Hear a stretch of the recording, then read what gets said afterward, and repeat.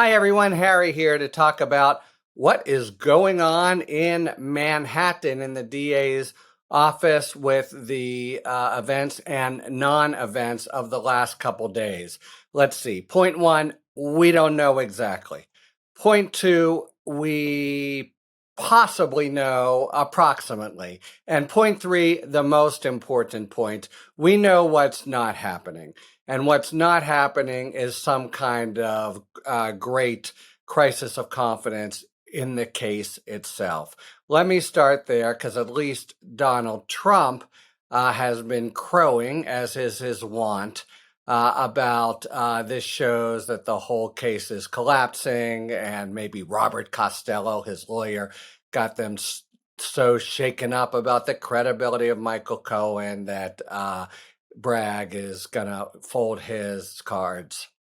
No. Hopeful thinking, or maybe just polemics and propaganda, which will be his operating mode, but it ain't happening. Look, so much has occurred already. We're talking about not just the pace of the evidence, the final presentation by Michael Cohen, which obviously was that, the offer to Trump to come and testify, which is always the last stage before you indict someone, the receipt of Trump's request for whom to offer some evidence up on his behalf, Robert Costello. The fact that that offer really was not so impressive.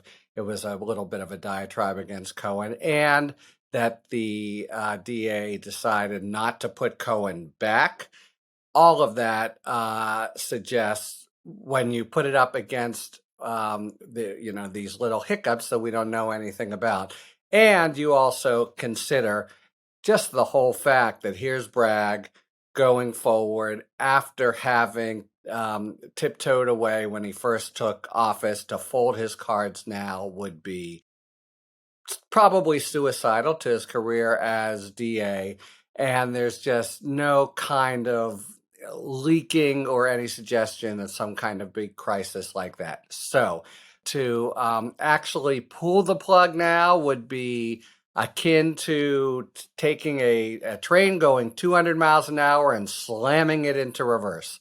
It just is not going to happen, unless we learn much, much more. So that perhaps can put many people's minds at ease going into the weekend. All right. What could be happening then? So, and for people who haven't followed it closely, let me just review the bidding briefly. So, last Friday now, a week ago, Cohen gave his testimony, and everything seemed all set up for a final presentation and vote by the grand jury.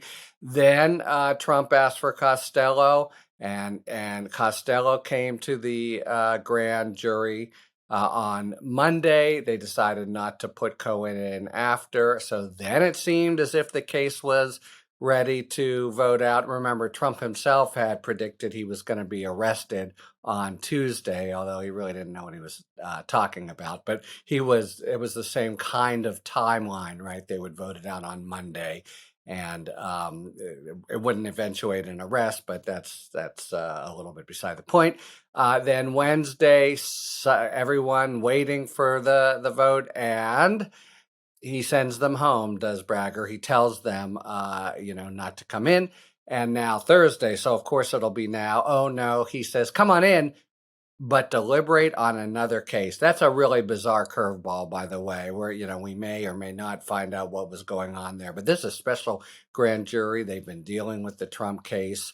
The fact that they have is what's led to some speculation by smart people, though admittedly by them, complete pure speculation. So Andrew Weissman, the inestimable Andrew Weissman, said, hey, maybe they're trying finally to get Weisselberg and they're maybe putting him in, etc. Maybe. Although, again, if that hadn't been planned from the start, to me, that would suggest a kind of late jitters that is just not consistent with what everything else is happening and is going on. And I think more likely there's final housekeeping measures, maybe a final strategic call that Bragg wants to think about some more.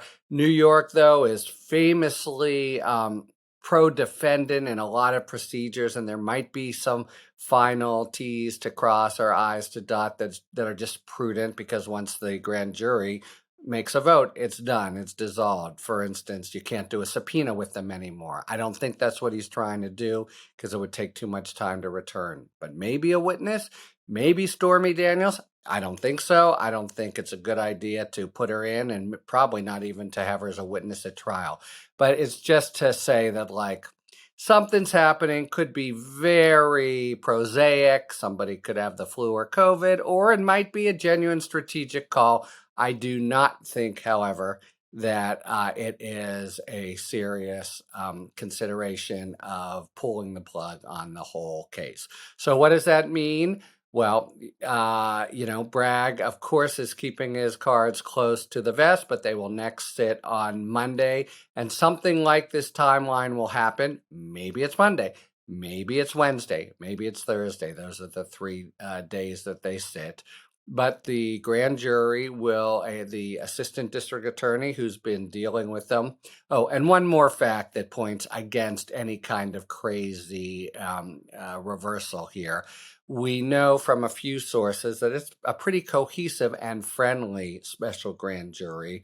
So in the very rare cases, I've had 1 or 2 in my career where a grand jury was kind of rebelling and maybe was going to vote against, you would you'd have a sense of it already, or you'd know what you might need, etc. So that's also on the ledger of nothing big's happening. All right, but back to process. So let's say it's Monday, but if it's Wednesday, just fill it in starting with Wednesday. So a prosecutor comes in, he or she have a draft indictment. They go over it and go over the law with the grand jury. They leave the room, and the grand jury then votes.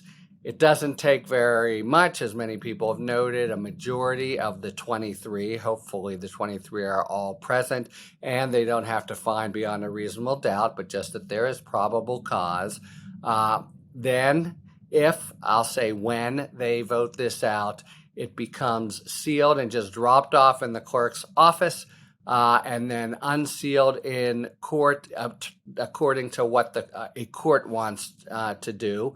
Then the whole world will know, and we'll be able to look closely, in particular, at something I've talked about before, which is what is the overall theory and what else is Bragg, how is he going to combine the straightforward misidentification misdemeanor with some other crime to make a felony. There are easier and harder routes. I'll be very interested in what he does. All right, now, what about Trump in cuffs? What about Trump doing a perp walk? What about Trump in a orange jumpsuit? What about Trump with his hair completely mussed? None of it will happen.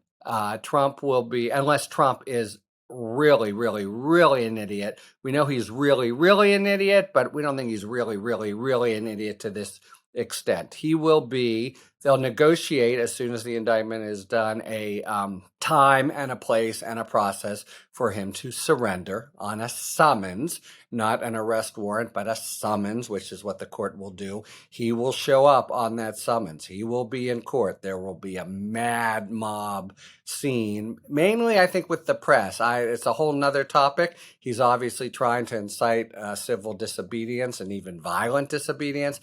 I don't think he's going to be able to do it, but we can talk about that at another time. He will plead not guilty, and he will, the one way in which you'll see him treated like a common criminal, he will then go off to be fingerprinted, mugshot, released to the public, and the like. But then we're off on a very long road of pretrial litigation and efforts by Trump to get the whole case dismissed and the like. That'll be something to talk about down the line. Enough to happen between now and then just to have the indictment see the light of day. And once it does, I'll be all over it and come to explain it to you. Until then, talk to you later. Thanks for tuning in.